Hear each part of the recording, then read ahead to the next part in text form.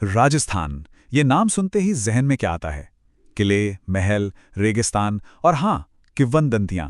भानगढ़, कुलधरा, मतलब हर कोने की अपनी एक अलग डरावनी कहानी है। आज हम एक ऐसी ही कहानी में उतरने वाले हैं। ये कहानी शुरू हुई थी जयपुर के एक आलीशान महल में, एक शानदार शादी के जश्न से। लेकिन बहुत जल्द ये जश्न एक भयानक खौफ में बदलने वाला था। तो सवाल यही है, आखिर उस रात हुआ क्या था? कैसे एक खुशियों से भरी शादी ने 30 साल पुराने एक श्राप को जगा दिया? मतलब एक छोटे से मजाक ने कैसे एक ऐसी चीज को आजाद कर दिया जो 3 दशकों से कैद थी?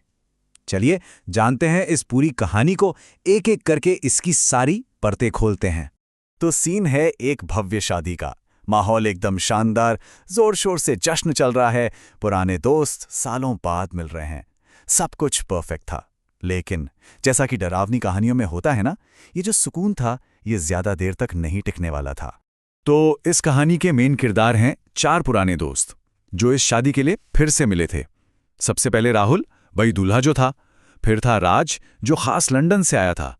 गीता, जो जयपुर की एक जानी मानी इंटीरियर डिजाइनर थी। और चौथा आर्यन, ये अमेरिका से आया था। और इसे भूत प्रेत की कहानियां सब बकवास लगती थीं। शादी की रस्में खत्म हुईं, सब दोस्त देर रात को फुर्सत से बैठकर गपशप कर रहे थे।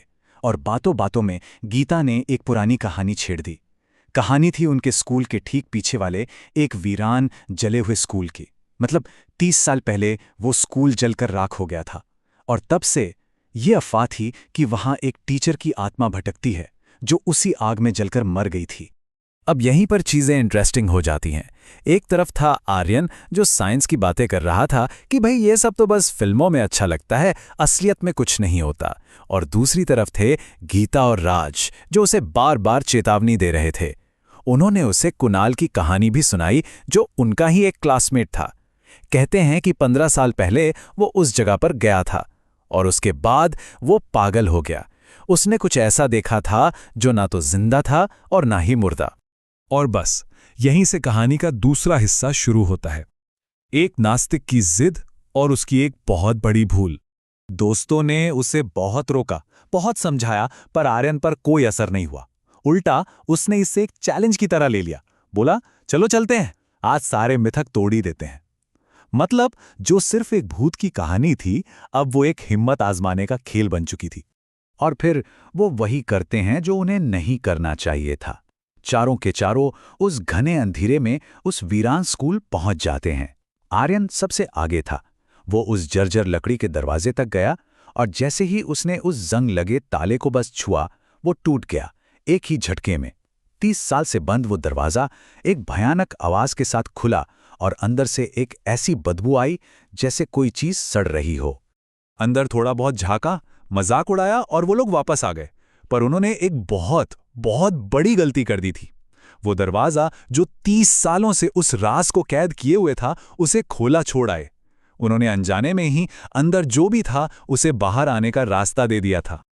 और अब कहानी का सबसे खौफनाक हिस्सा शुरू होता है।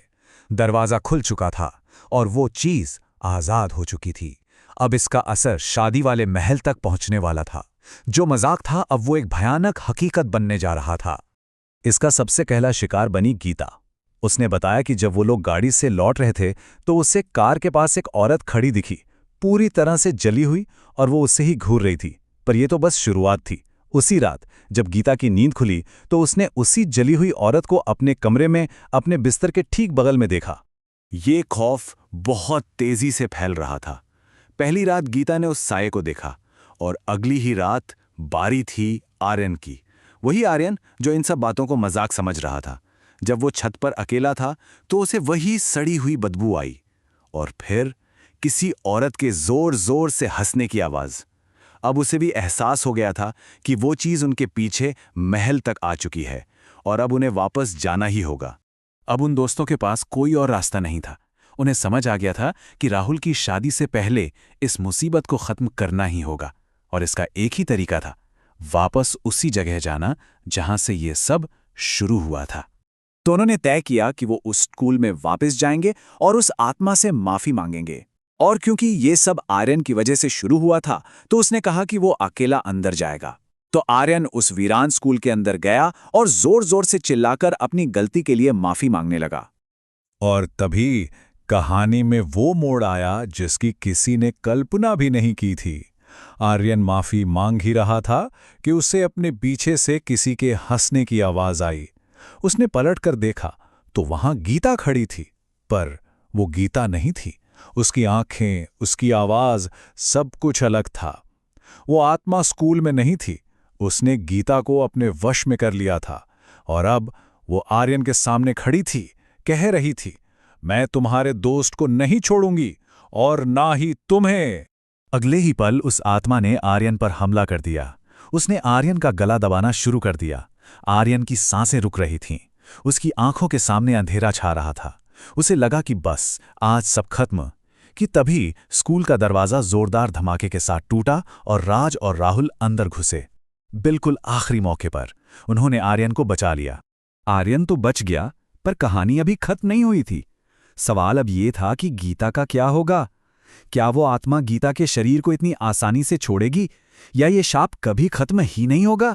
वो लोग गीता को लेकर फौरन मेहंदीपुर बालाजी मंदिर पहुंचे, जो ऐसी चीजों के लिए ही जाना जाता है। वहां काफी देर तक पूजा पाठ और झाड़ फूंक चली और आखिर में गीता के शरीर से उस आत्मा को निकाल दिया गया। गीता अब आजाद थी। तो सब कुछ ठीक हो गया।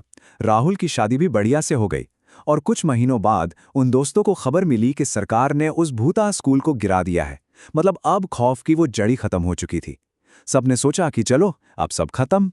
सब कुछ नॉर्मल लग रहा था। दोस्त अपनी अपनी जिंदगी में बिजी हो गए। पर क्या वाकई सब खत्म हो गया था? क्या एक इमारत को गिरा देने से उसके अंदर का श्राप भी मर जाता है? 2 साल गुजर गए। एक दिन आर्यन को एक फोन आया।